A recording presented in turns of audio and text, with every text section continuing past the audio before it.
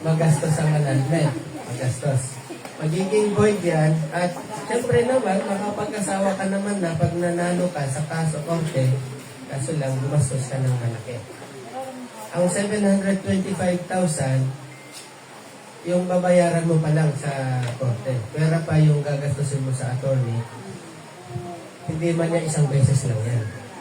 Kasi imbestigahan ka, ungkatin yan hanggang sa sino ba nagkasal sa'yo, may lisensya ba yung nagkasal sa'yo, yung mga ganun, lahat hanggang sa civil race, ungkatin yan, kaya magkakaroon ng hearing yan ng paulit-ulit. Kaya mo bang sustinahan yun? Okay, so, magastos ang annulment. Divorce na lang. Divorce. Pero salamat sa Panginoon, bakit? As of June 18, 2025, hindi pa approve yung divorce dito sa Pilipinas. Tayo pa lang ang mga members ng United Nations na hindi pa nalilegalize ang divorce. Okay, ang Pilipinas pa lang. So, hindi ka pa pwede mag-divorce. Kasi pag na-divorce na, ibig sabihin, pwede ka rin mag-asawa. Pwede ka nang mag-asawa ng iba. May mga iba't ibang grounds yan, of course. May mga iba't ibang grounds. Kaya sabi ng Panginoon Jesus, sa mga, ano ba yung divorce? Kasi yung legal process na dinidissolve na yung valid na marriage. Okay, pero may mga grounds yan, of course. Sabi ng Panginoon Jesus, hindi pwedeng i-divorce ang isang tao. Kaya lang sila binigyan kasi tinutukoy ng mga Hudyo ay yung sa Deuteronomy chapter 10 na kung saan si Moses, dahil tayo katigasan ng inyong mga ulo, sabi niya, kaya kayo binigyan ng certificate of divorce. Pero, nagbibigay lang ng certificate of divorce for the grounds ng adultery. Adultery lang. Kasi alam niyo po ba yung mga Hudyo? Gumawa sila ng iba't ibang mga batas para pwedeng maging grounds sa divorce. Ano yung mga yon? Pag nasunog yung sinasain mo, divorce na kita. Palagi mo sinusunog yung tani. Hindi lang yon. Pag meron kang kakaibang amon sa katawan, sige nga, tas mo ang kilig-kilig mo. Naku, ano yan? 1 kilometro na ako, naamoy ko pa. Ganun po yung mga Hudyo, yung mga simpleng bagay na iyon, ay gagamitin nilang grounds for divorce. Kaya ang sabi ng Panginoon Jesus, walang ibang grounds for divorce, kundi adultery lamang. Pero, meron pa rin pero yan. Okay? May pero pa rin yan. Ang sabi ng Panginoon, pag dinivorce mo, ang partner mo, halimbawa, ako yung lalaki, didivorce ko yung asawa ko, babalik tayo sa adultery. Pag dinivorce mo yung asawa mong babae, halimbawa, dinivorce ako, hindi mangyayari. Itinutulak mo siya para magkasala ng adultery. Tama? Halimbawa, sabi ng Panginoon Jesus, kapag dinivorce mo, iniwalay mo ang asawa mong babae, itinutulak mo siya para gumawa ng adultery. Bakit? Kasi binibigyan mo siya ng kalayaan na mag-asawa ulit. At yung lalaki naman, pag yung babae pumayag na mag-divorce, kumbaga parang kinokonsenti na niya na gumawa ng adultery. Yung asawa niya lalaki. Bakit? Divorce na tayo, syempre. Pwede ko nang ulit yung crush ko nung high school ako, nakita kami. Diba? Babalikan ko siya. Crush ko pa rin hanggang ngayon. Babalikan ko to. So, in other words, ang divorce, hindi siya susi para magkahiwalay kayo, kundi susi siya para magkasala kayo ng adultery. Okay. Kasi ito ay ginagawang lisensya ng napakaraming mag-asawa. Maghahanap sila ng iba't ibang uri ng mga excuses para sa divorce. Kaysa lakas niyang maghilig, Nagtutbrush na ng 10 beses, nangangamoy pa rin, bad breath pa rin. Hahanapan ng kahit anong grounds. Actually, hindi naman dahil sa gusto niyang hiwalay yung asawa niya. Dahil may nakita siyang mas maganda para sa kanyang paningin. Yan.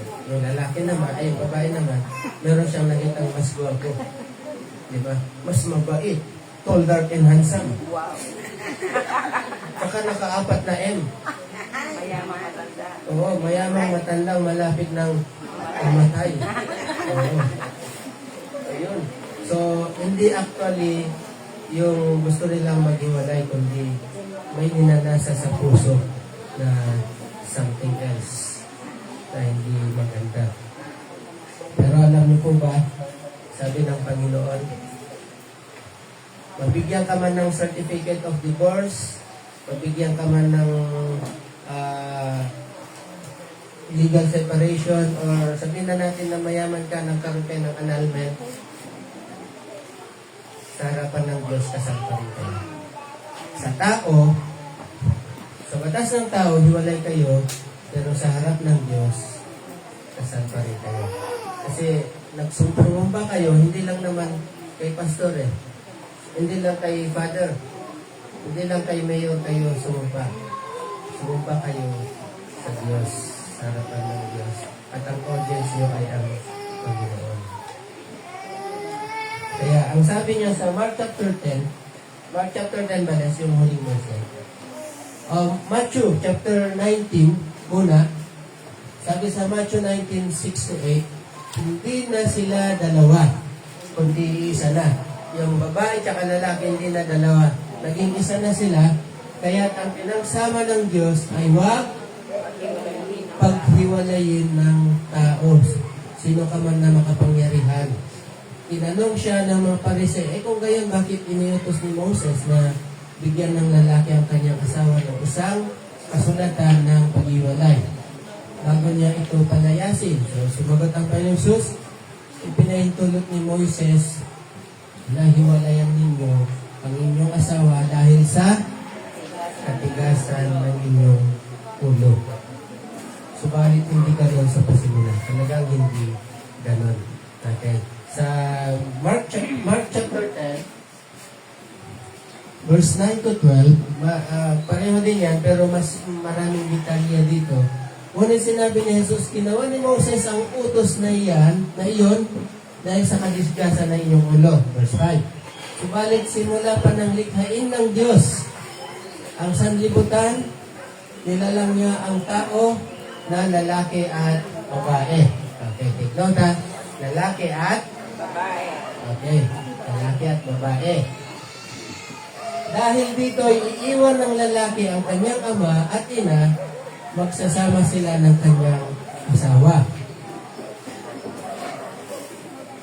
At ang dalawa'y magiging isa, hindi na sila dalawa, kundi isa.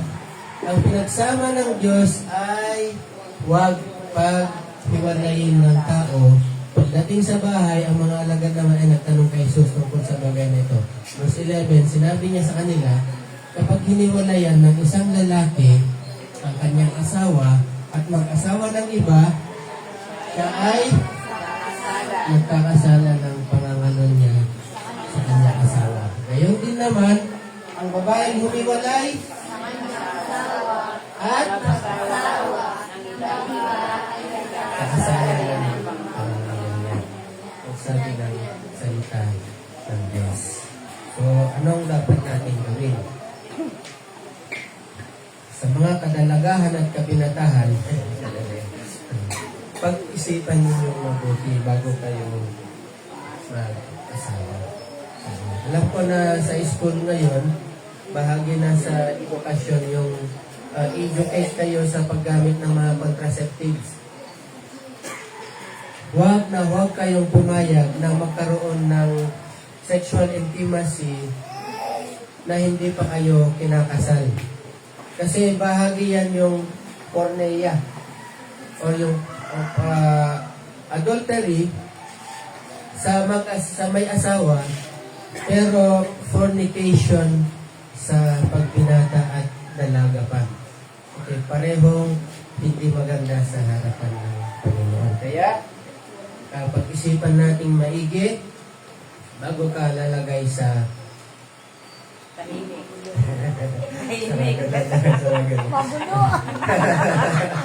Tahimik naman sa simula. bago lalagay sa tahimik. Siguraduhin mo na hindi nakadepende sa kanyang kagwapuhan o sa kanyang kagandahan, kundi dahil mahal mo siya talaga. Ito ay mula sa puso at ipinanalangin nyo ang isa't isa. Yan. At kung ikaw naman ay, yun ay sa mga dalaga at binata mo. At kung kayo naman ay may asawa na, siyempre, stick to one na tayo. Lahat, alam niyo po ba na lahat ng problema sa pag-aasawa, may solusyon po yan. Hindi po paghihiwalay ang solusyon yan. Kasi, mas lalong madadagdagan ang problema mo pag mag-isip ka ng paghihiwalay. Mas lalong nadadagdagan. Siguro, pag may tampuhan kayo, talikuran mo na sa kanya. Oo. Mga ilang gabi na lang yung bilangin mo ng ilang gabi. Oo, sabi niya sa kasabihan natin outside ako lang ka muna.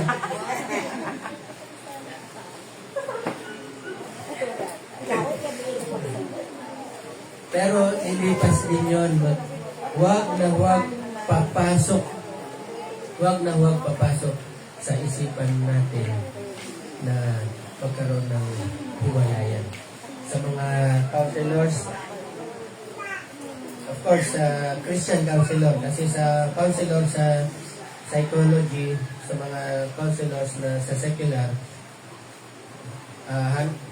papayuhan kanila na mag-iwalay na kayo kung hindi nag-workout. Hindi rin. Pero sa Christian counselor, hindi niya gagawin yun. Hindi niya encourage na kayo mag-iwalay. Kasi sa mata ng Panginoon, kahit na nag-iwalay kayo, isa pa rin kayo. Okay? Isa pa rin kayo. So, pag-pray natin maigi, ulitin ko, walang problema sa pagsasama na walang solusyon. May solusyon po lahat. Basta alam lang natin kung paano natin ito ilapit sa Panginoon. Amen? Sige tayo tumayo.